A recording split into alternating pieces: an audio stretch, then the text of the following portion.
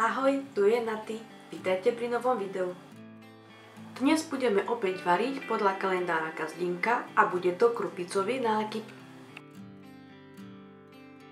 Budeme potrebovať maslo, kryštálový cukor, krupicu, hrubú múku, mlieko, vanilkový cukor a vajíčka.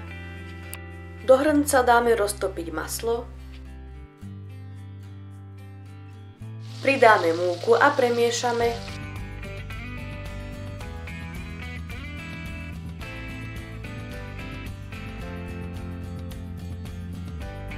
Pridáme mlieko, kryštálový cukor a vanilkový cukor. Dobre premiešame a necháme zovrieť.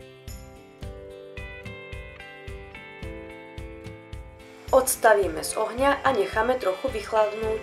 Medzi tým si vajíčka rozdelíme na bielky a žltky.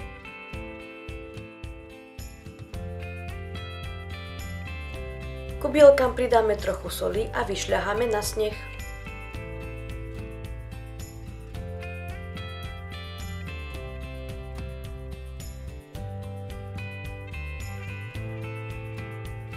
Keď je kaša mierne vychladnutá, pridáme ku nej žltky, kryštálový cukor a krupicu.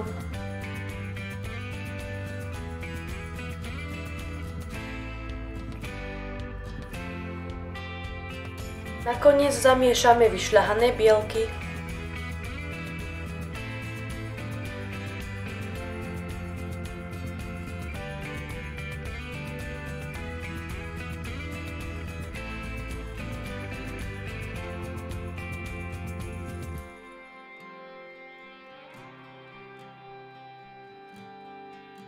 Cesto nalejeme do plechu s papierom na pečenie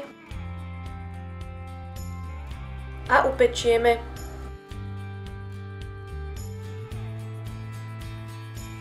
Upečený nákyp necháme pred krajaním trošku vychladnúť.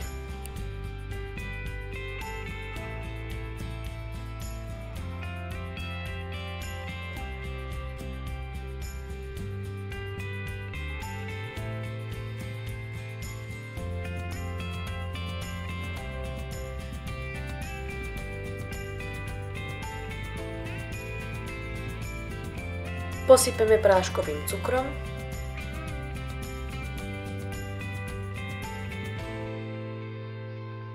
a podávame s kompótom alebo s rozmrazenými jahodami ako ja. Dnešný recept hodnotím na 10 bodov z 10. Krupicový nákyp bol veľmi zaujímavý, nadýchaný, krémový a chutný. Ďakujem za sledovanie a želám dobrú chuť.